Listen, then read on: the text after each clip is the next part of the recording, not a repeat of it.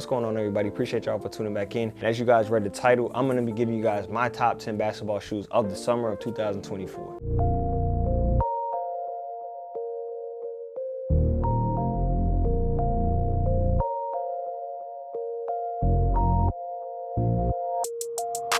Phone started jumping, what a day. We all know as hoopers and basketball lovers, the summer is the best time for basketball runs. As you guys already know, you got Rico Hines, C. Brickley, and then if you guys play in person at LA Fitnesses or YMCAs, you guys have college kids come down, high schoolers. If you're younger, you got AAU tournament. Pretty much basketball is everywhere around the world in the summer. And even if you guys play, you might stumble across an NBA player in your gym, you could run against him and with him and stuff like that. So summer is, in my honest opinion, the best time for basketball, best time for basketball shoes. And that's why I'm gonna be giving you guys my top 10 list. So I'll be starting this video going from 10 to 1, give you guys my least best to my best, and I'm gonna be running through it. It's not gonna be too quick, but it's not gonna be too long because I review all of these shoes. And starting off at number 10, we're gonna have the GT Cut 3. Sizing, I would tell you guys go your true to size. I wouldn't really recommend that you guys go up half size just because the support category here isn't one of the best, and I'll tell you guys that when I get to it really quick. It's not one of the best to go up half a size. The styling alone, they have some fire colorways for the GT Cut line. Tyrese Halliburton is one of the players that I know that really wears this shoe a lot. He had like the Reese's Pieces and all these other colorways, but the styling of this shoe is definitely pretty nice. The cushion aspect inside this shoe is going to be court feel, but it's going to give you guys that good amount of impact force protection upon jumping and landing. It's definitely for quick players like De'Aaron Fox, obviously Tyrese Halliburton. So if you guys are quick cutting and stuff like that, it's going to be good for you cushion wise. Now, what's mediocre about this shoe is the traction pattern.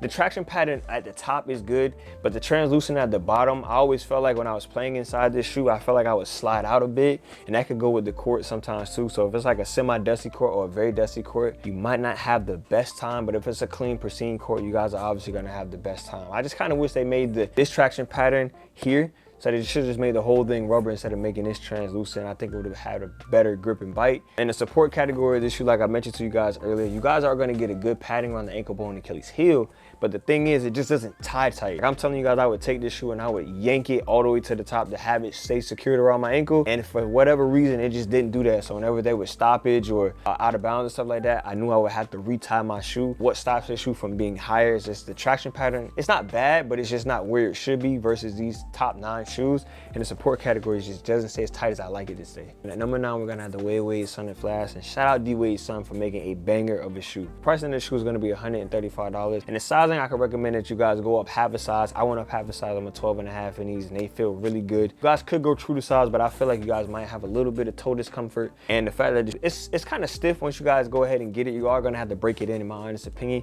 But once you break it in, it's gonna be able to perform really good.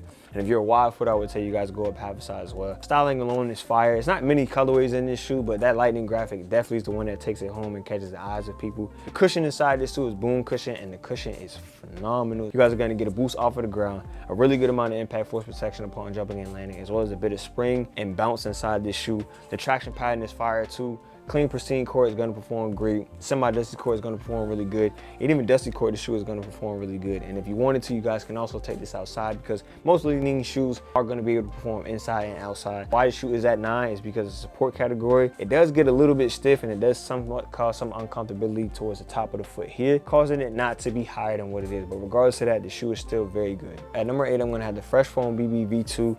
And I'm telling you guys, these shoes crept up on me. I didn't think they would be as good as they were because the first ones weren't that bad, but they weren't that crazy. But these, man, these just crazy. I'm telling y'all right now, bro, y'all don't have a New Balance shoe like the 283s, 284s, or the Fresh Foam BBs. Y'all sleeping, bro. I'm telling you, y'all are sleeping on New Balance. Now, these shoes, you guys can go your true to size, but if you want an extra bit of toe space, you guys can go up half a size. Pricing for the shoe is going to be $130 because I didn't have an all-purple shoe in my catalog, but guess what? Now I do, and they fire. And every time I wear these, people are like, damn, them things fire. Now, the cushion inside this shoe, softest and best cushion that I have on my shoe list. Like, I was not expecting it to be this soft. You guys are gonna get that boost off of the ground, but the impact force protection is crazy. If y'all wanted to stumble and take this outside, you could, because it's gonna do a great job lasting you outside on asphalt and does a great job lasting you inside on the hardwood. The softest and probably the best cushion setup on my list, like I mentioned to you guys before. And the traction is fire too. Even though it's translucent, these be hitting. Fight off against dust. You guys are gonna be squeaking on these like crazy. You guys could even take this shoe outside. But the only con about this shoe is it doesn't stay as tight as I I would like it around my ankle. Up next at number 7, I'm gonna have the jaw one. The sizing for the shoe, I recommend that you guys go up half a size. I think it's better for you guys, wide foot is included. Styling for this shoe, it has some crazy colorways and stuff like that, so you guys already know how the styling is for the jaws. They come out with some nice colorways. The cushion inside this shoe is definitely really good. You guys are gonna get a boost off of the ground, a really good amount of impact force protection upon jumping and landing, as well as some bounce and spring. The traction inside this shoe is really good as well.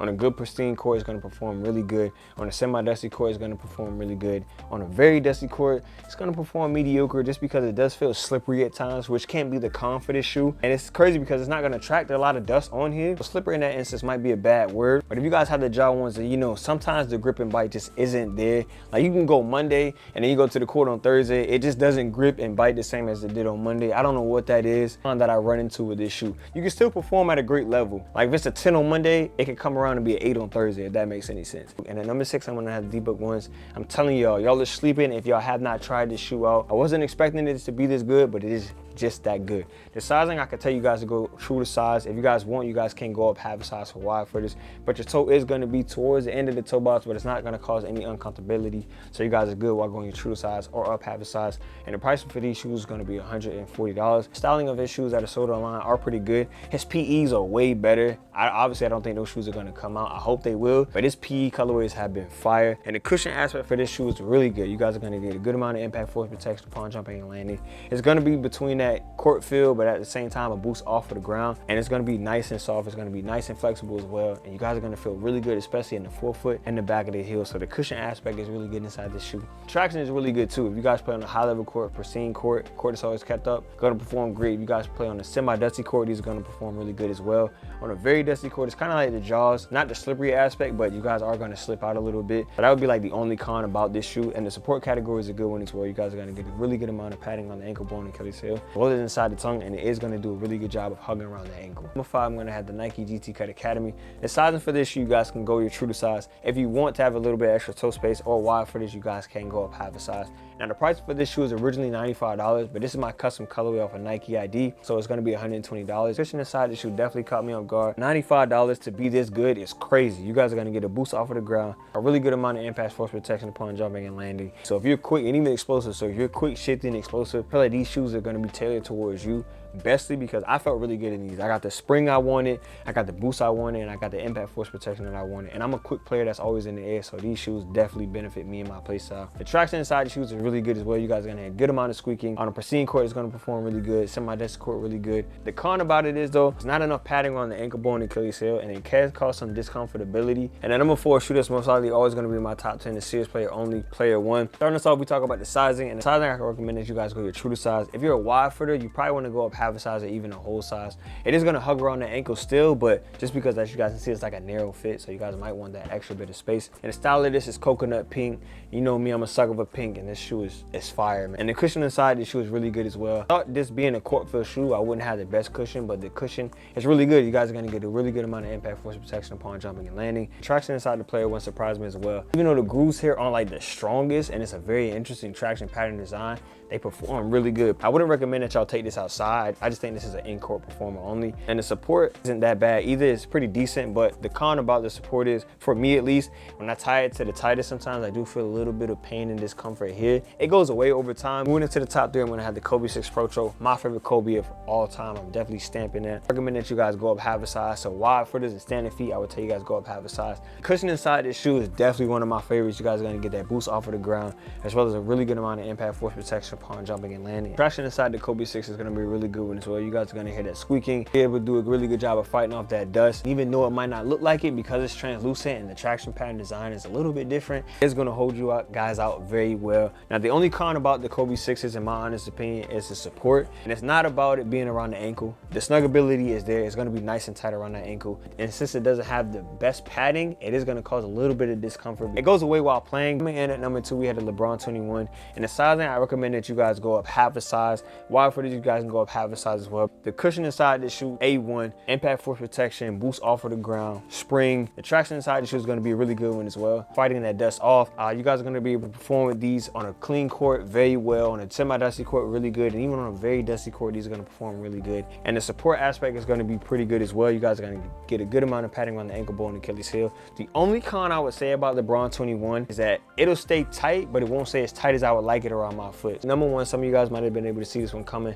I'm gonna choose my Bron 20. If I'm ever out of town or traveling, I've only one shoe I can bring the hoop with. I'm bringing my Bron 20. I love these Bron 20. My favorite shoe of all time. Wide footers and standing feet go up half a size. Style of this shoe, not too many people had this Time Machine colorway, so I love that. Cushion inside the shoe is really good. You guys are gonna get a boost off of the ground, a really good amount of impact force protection upon jumping and landing. Traction wise, this shoe is gonna perform great. Clean court, semi-dusty court, very dusty court. Support category, you guys are gonna get the padding around the ankle bone and Achilles heel, and it's gonna stay nice and tight around that foot, making this the number one shoe for a reason. And that's gonna go ahead and be the end of this video. I hope I didn't go too fast for you guys, but I just wanted to get y'all in and get y'all out. I didn't want to give y'all a 20-minute video or anything like that. If you guys enjoy, hit the like, comment, subscribe. I always appreciate y'all for tuning in. I'm having Chauncey send us out, and I'm gonna see y'all in the next one. Got anything you want to add to it, Chauncey?